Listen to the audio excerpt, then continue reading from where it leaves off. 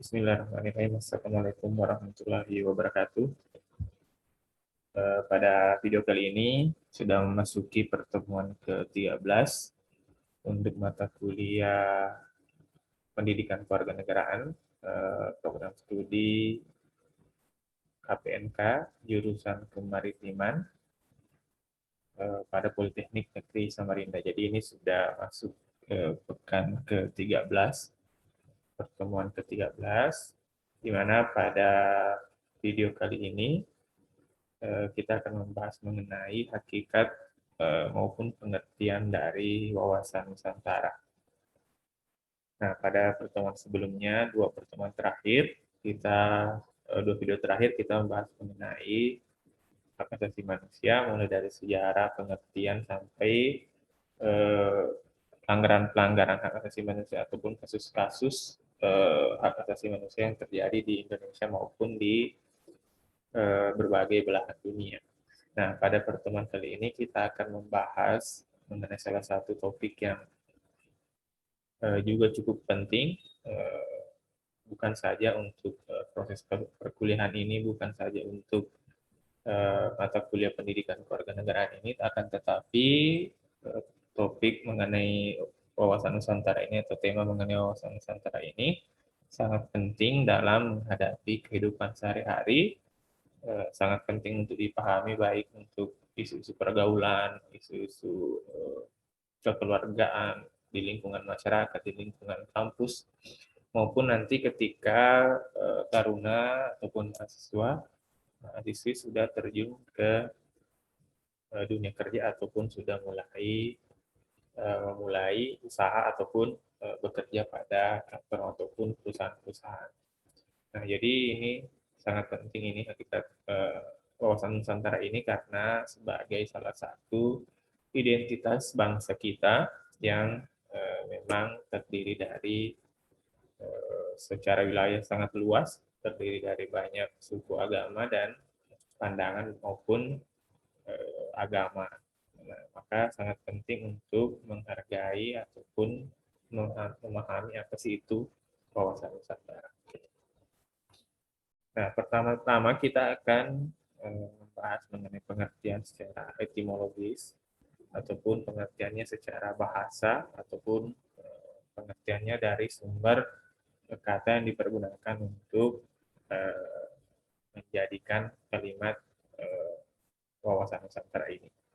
Wawasan Nusantara secara etimologi berasal dari bahasa Jawa, wawas yang berarti pandangan, nusa yang berarti kesatuan kepulauan, dan antara yang bermakna dua samudra. Jadi secara bahasa ini berasal dari bahasa Jawa atau secara etimologis kata atau kalimat wawasan Nusantara ini berasal dari bahasa Jawa, yaitu wawas dan nusa yang berarti secara jika digabung saja secara langsung ini berarti pandangan ataupun pandangan kesatuan kepulauan yang terdiri dari dua samudra. Jadi ini adalah pandangan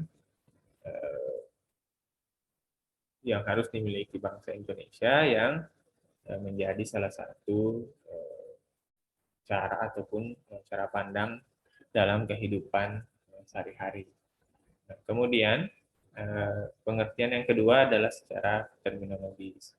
Nah, secara teknologis ini cara bagaimana sih implementasi dari wawasan Nusantara ini, maka diberi pengertian bahwa adalah cara pandang bangsa Indonesia mengenai diri dan tanah airnya sebagai negara kepulauan dengan semua aspek kehidupan yang berada. Jadi tadi jika dibahas dari secara bahasa, dari etimologis, pulau dan kesatuan.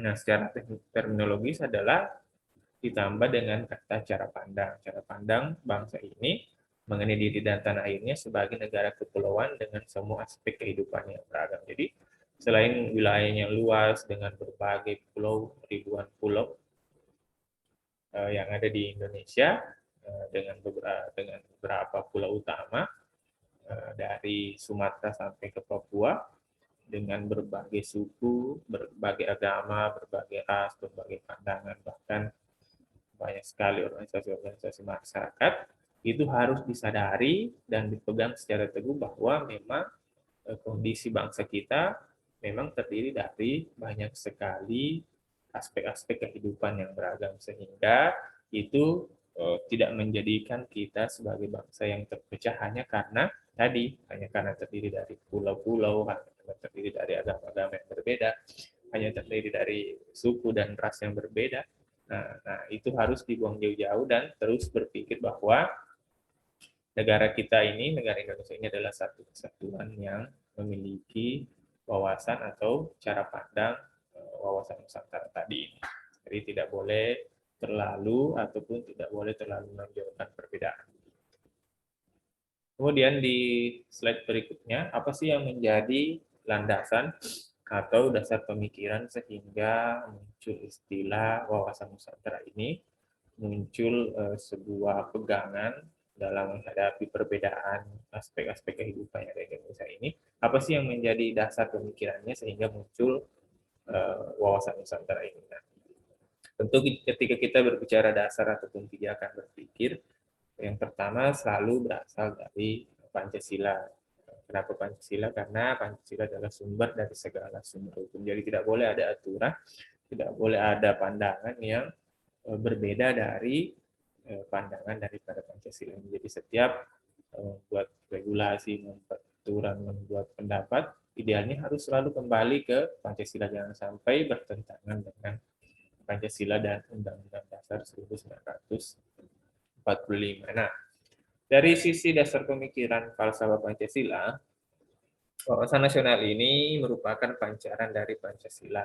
Oleh karena itu, menghendaki terciptanya kesatuan dan persatuan. Jadi dia terkait ataupun merupakan sebuah perwujudan dari sila ketiga daripada Pancasila ini, persatuan Indonesia. Jadi ya, secara sederhana tadi di awal dibahas bahwa pengertiannya adalah cara pandang bangsa ini untuk sebagai negara kepulauan yang terdiri dari banyak aspek kehidupan, maka itu harus diakui ataupun harus dijunjung tinggi bahwa itu merupakan suatu aspek yang harus disatukan.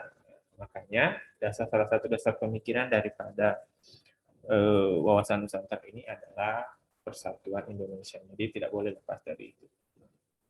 Kemudian yang kedua adalah dasar pemikiran yang kedua adalah pemikiran berdasarkan aspek kewilayahan, di mana lebar laut wilayah teritorial Indonesia adalah 3 mil diukur dari garis air rendah masing-masing pulau Indonesia. Jadi karena aspek tadi kewilayahan kita yang sangat luas, banyak sekali pulau-pulau, sehingga perlu ada dasar pemikiran yang mempersatukan perbedaan itu. Jangan sampai kita menjadi bangsa yang masa bodoh dengan kondisi misalnya saudara-saudara kita di pulau lain, saudara-saudara kita di provinsi lain, hanya karena tidak usah urus yang di sana, urus saja yang di sini, karena sudah beda pulau, terserah mereka mau apa di sana. Misalnya saat ini terjadi konflik yang sudah cukup lama antara teroris organisasi Papua Merdeka yang selalu menuntut kemerdekaan wilayah Papua,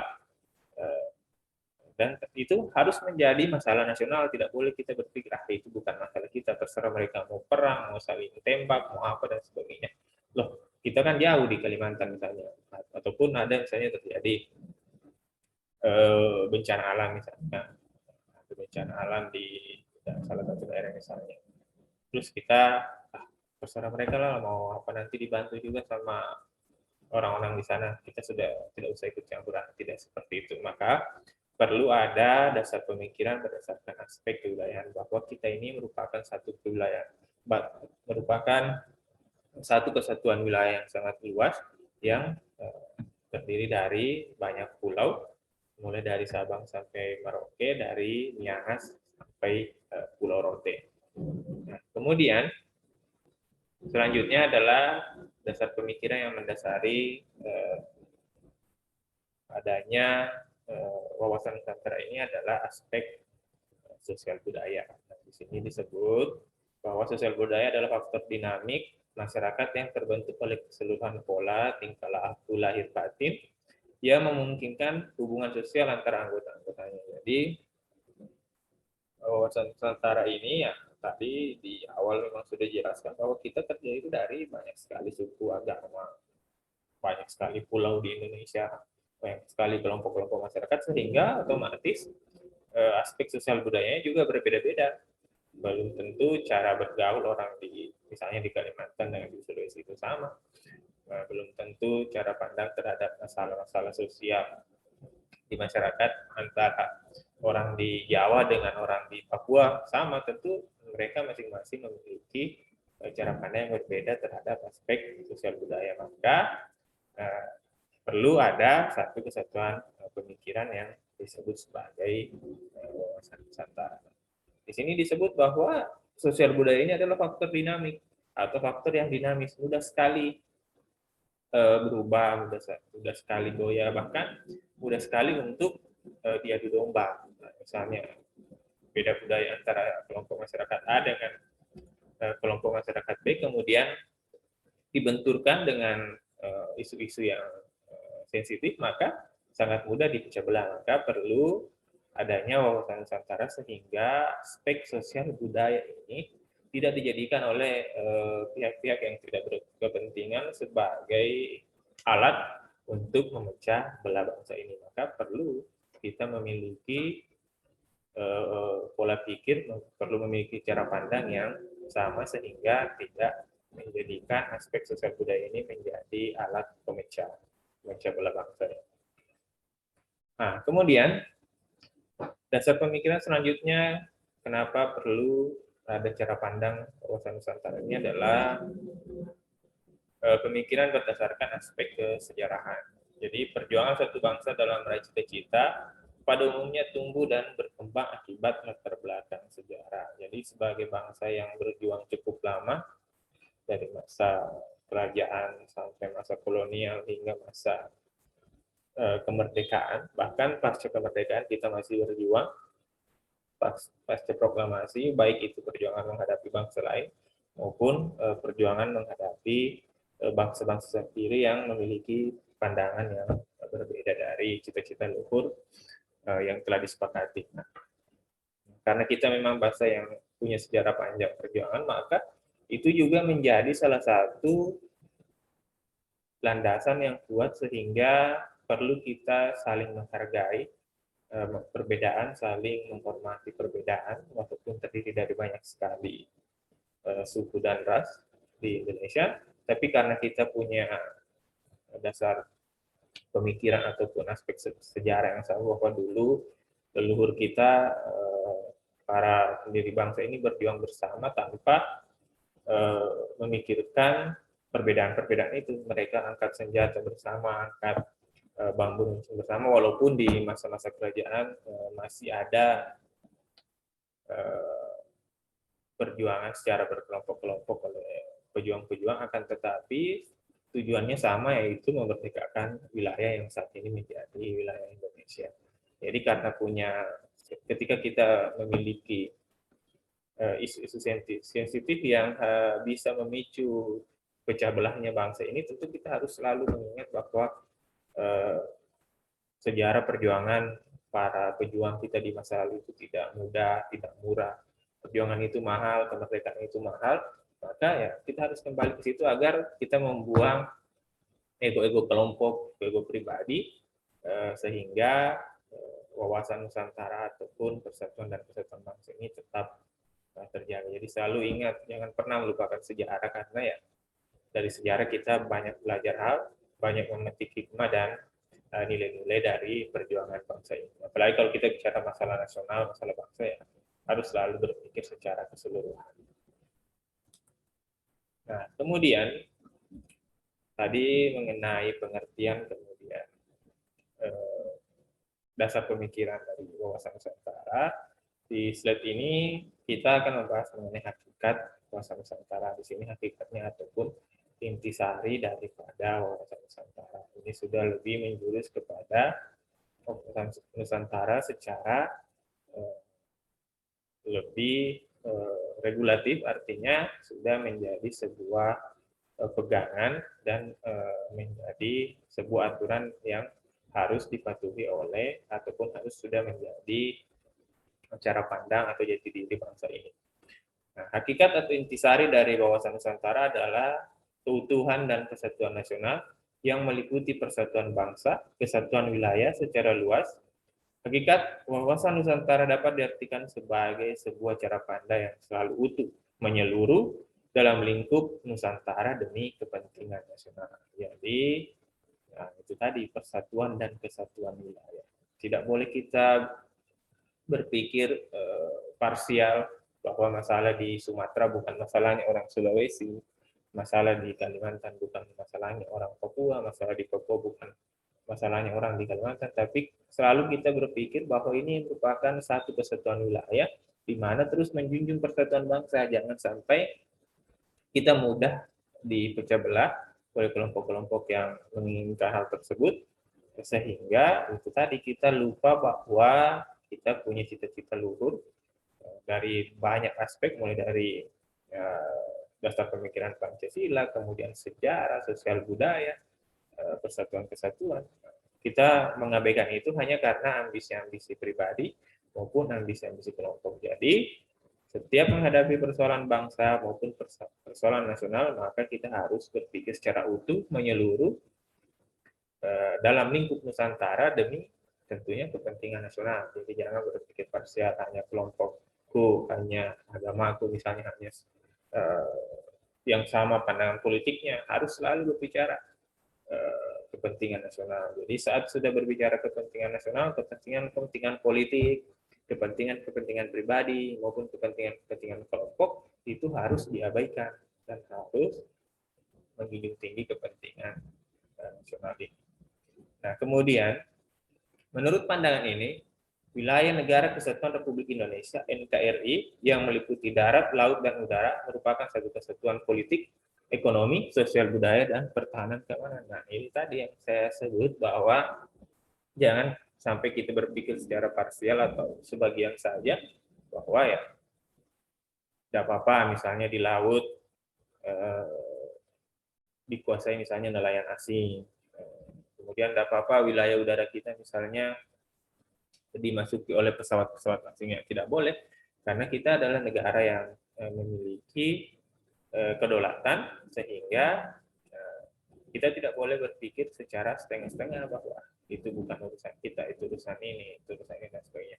Tetap selalu berpikir bahwa persoalan bangsa ini merupakan satu kesatuan, baik itu masalah politik, masalah ekonomi, misalnya ada masalah politik di Papua, tidak boleh abai bahwa itu masalah mereka di sana, bukan masalah kita, tetapi itu menjadi masalah secara nasional. Kemudian ada daerah misalnya yang tertinggal secara ekonomi, miskin, banyak pengangguran di daerah tersebut, kita tidak boleh, bangsa ini tidak boleh mengabaikan hal tersebut, bahwa lah terserah mereka, itu daerah mereka, itu beda pulau kok, kenapa mesti urus. Nah, itu tetap selalu dipikirkan bahwa itu merupakan satu kesatuan, tidak boleh berpikir secara parsial.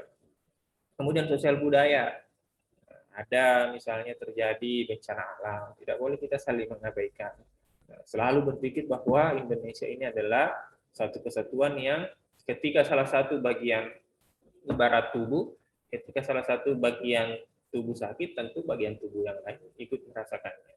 Nah, seperti itulah hakikat dari wawasan Nusantara ini. Tidak boleh berpikir secara parsial, tidak boleh mementingkan kelompok, kepentingan pribadi, ataupun berpikir bahwa ya mengabaikan ketika terjadi kondisi-kondisi yang mengancam politik, mengancam ekonomi, mengancam sosial, dan tentunya mengancam pertahanan keamanan negara ini.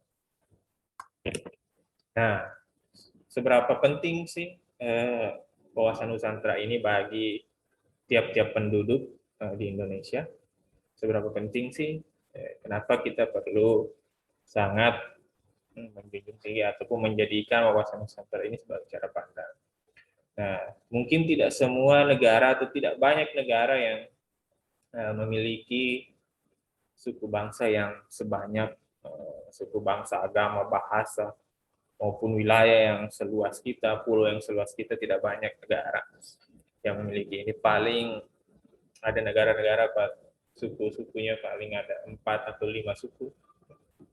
Di sana berbeda dengan kita, sangat banyak sekali suku bangsa, agama, bahasa, dan kondisi geografis juga sangat berbeda. Misalnya di Sumatera kondisinya seperti apa, di Kalimantan kondisi lingkungannya seperti apa, di Papua juga beda dan sebagainya. Nah, di sini disebutkan bahwa kedudukan wawasan Nusantara ini atau status wawasan Nusantara ini adalah posisi maupun cara pandang dan perilaku. Jadi bukan saja cara pandang, tapi juga diwujudkan melalui perilaku. Bangsa Indonesia mengenai dirinya yang kaya akan berbagai suku bangsa, agama, bahasa, dan kondisi lingkungan geografis yang berwujud negara kepulauan. Jadi jangan kaku dengan perbedaan, jangan heboh dengan perbedaan pendapat, biasa saja, perbedaan suku, perbedaan biasa saja menghadapi itu. Kemudian jangan seperti menganggap bahwa sukunya ataupun agamanya ataupun lingkungannya yang paling unggul di antara bangsa ataupun suku bangsa lain. Ada kan kelompok-kelompok masyarakat yang menganggap bahwa sukunya unggul, misalnya lebih cerdas, lebih pintar, lebih berani dan sebagainya. Nah, pikiran-pikiran seperti ini harus segera dibuang dalam rangka mewujudkan wawasan Nusantara ini. Jangan sampai ada dari kelompok-kelompok masyarakat yang masih menganggap bahwa perbedaan suku adalah hal yang sangat mencolok dan perlu diperdebatkan sehingga kadang muncul isu-isu bahwa salah satu suku menjadi suku yang dominan, menjadi suku yang lebih unggul, itu pikiran yang sangat kolot atau pikiran yang sangat kuno dan sudah sangat tidak relevan hingga saat ini. Jadi ketika kita bicara masalah Indonesia, bicara masalah wawasan Nusantara, kita berbicara soal Indonesia. Kita tidak usah menonjolkan salah satu suku. Nah, kita bicara Indonesia, kita ini Indonesia. Kalau orang misalnya orang apa? Kita orang Indonesia. Jangan sampai lagi terlalu memperuncing perbedaan-perbedaan. Nah, saya rasa cukup mengenai materi wawasan Nusantara ini. Nanti akan dilanjutkan pada pertemuan ke-14 pada video selanjutnya untuk masih membahas mengenai wawasan Nusantara ini. Saya rasa cukup sekian untuk video kali ini. Nanti tetap memberikan komentar di kolom komentar di YouTube untuk mengabsen ataupun untuk daftar saya memberi daftar hadir. Jadi taruna maupun taruni ataupun mahasiswa-mahasiswi tetap terus mengisi dan menontonnya secara full, jangan dipotong-potong, jangan di skip-skip. Jadi saya rasa sekian untuk video kali ini untuk pertemuan ke-13 mengenai wawasan Nusantara. Selamat sore dan Assalamualaikum warahmatullahi wabarakatuh.